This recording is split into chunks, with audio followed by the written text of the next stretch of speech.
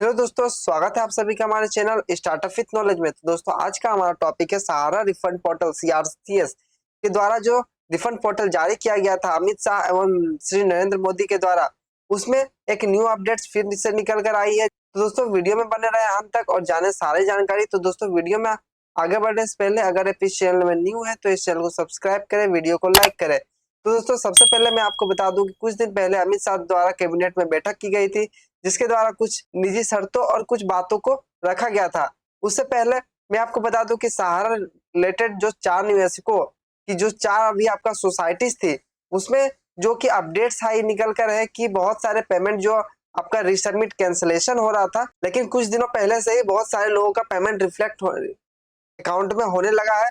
उसके बाद बहुत सारे लोगों का जो न्यू अप्लाई किया था, उस लोगों का पेमेंट बिना कोई रुकावट से आ रहा है। तो जिन लोगों ने अभी आसानी से जो अभी फिल अप्लाई किया है, तो वो लोगों का पेमेंट आने में कोई असुविधा अभी नहीं हो रही है, आसानी से पेमेंट आ रहा है। जिसमें आप सभी का आधार सीडिंग होना जरूरी है और सारी जानकारी, और उसके बाद आपका सोसाइटी में account holder name, KYC name, जो कि आपका इसमें जो फॉर्म फिलअप के टाइम आपका सब लगता है, वो सारी डिटेल्स आप अपने आसानी से अच्छी तरीके से फिल कर लेंगे, जिससे आपको पेमेंट आने में कोई असुविधा नहीं देखने को मिलेगी। आपका सबमिशन पोर्टल में भी कुछ अपडेट्स लाया गया है, जो कि आपको यहाँ पे देखने को मिल रहा होगा कि the login of payment failed of application and resubmission of an application where deficiencies have been correct communicated and 45 day the lapsed after initial submission। मतलब इसके द्वारा आपका जो कि फर्स्ट क्लाइम किया गया था, अगर आपने फिर भी रिजेक्ट किया गया है तो फिर आप 45 डेज वेट करने के बाद आप फिर से अपना न्यू अप्लाई कर सकते हैं, और आपका यही सेफ रिसबमिशन पोर्टल के द्वारा आपका रिसबमिशन अप्लाई किया जाएगा। इसमें आपका 4 सोसाइटीज के द्वारा मदद लेकर जो आपका 4 सोसाइटी है, उसी के हिसाब से आपको फॉर्म फिल करना है आसान से। अगर आपका कुछ दिक्कत होता है तो डिफिशिएंसी कोड डिस्क्रिप्शन में जाके आप आसानी से पढ़ के समझ सकते हैं। तो दोस्तों, चलिए देखते हैं कि अमित शाह द्वारा क्या बात कही गई थी। और दोस्तों, चलिए बढ़ते हैं न्यूज की ओर। दोस्तों, आप सभी को यहाँ पे देखने को मिल रहा होगा कि अमित शाह रिफंड पोर्टल लोकसभा में क्या कहा, और इसका लिखित जवाब सहकारिता मंत्री अमित शाह ने कहा।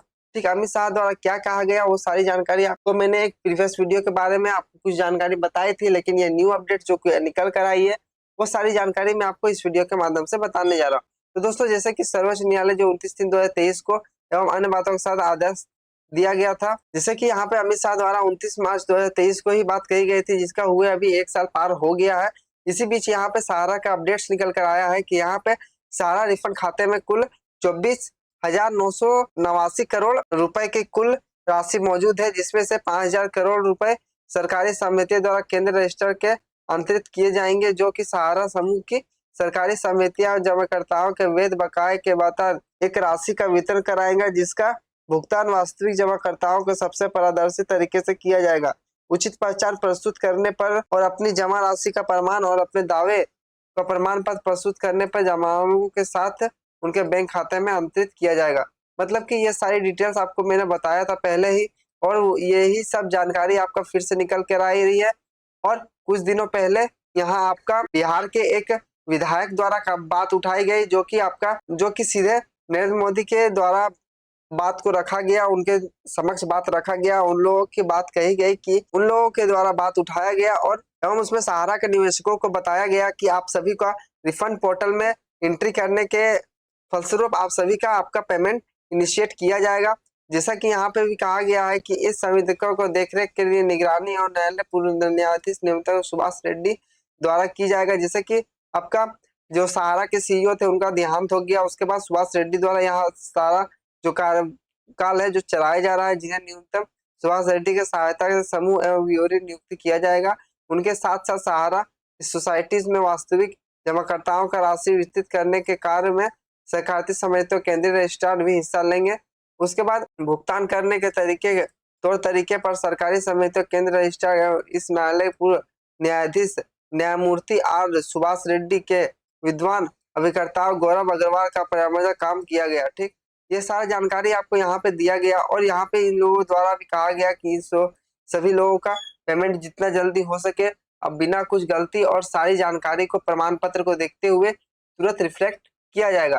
ठीक, उसके बाद आपको यहाँ पे कहा गया है, देखिए यहाँ पे सहारा रिफंड पोर्टल पर कितने जमाकर्ताओं का पैसा मिला, मतलब कितने लोगों का अभी तक यहाँ पे पैसा मिला है, वो आप यहाँ पे देख सकते हैं। आवेदन का उपलब्ध आवेदकों को राज्यवार विवरण उपलब्ध नहीं है, मतलब कि डायरेक्ट आपका राज्यवार विवरण नहीं है, बट यहाँ पे डायरेक्ट कुल 1.21 करोड़ का पंजीकरण किया गया था।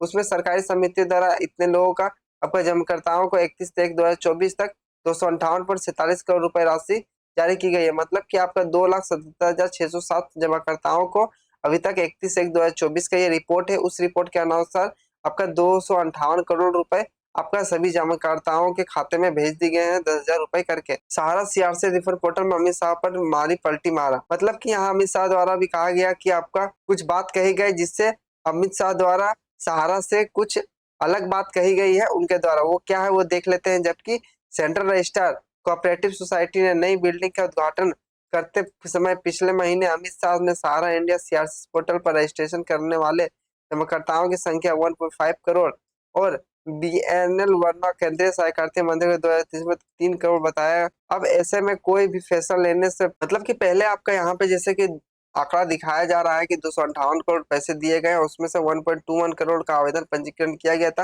लेकिन यहाँ पे दिखाया गया कि दिसंबर 30 तक में ही 3 करोड़ आवेदन कर दिया गया था। ऐसे में सहारा द्वारा किनकी बात को सही माना जाए और किनको गलत, ये समझना अभी मुश्किल हो रहा है।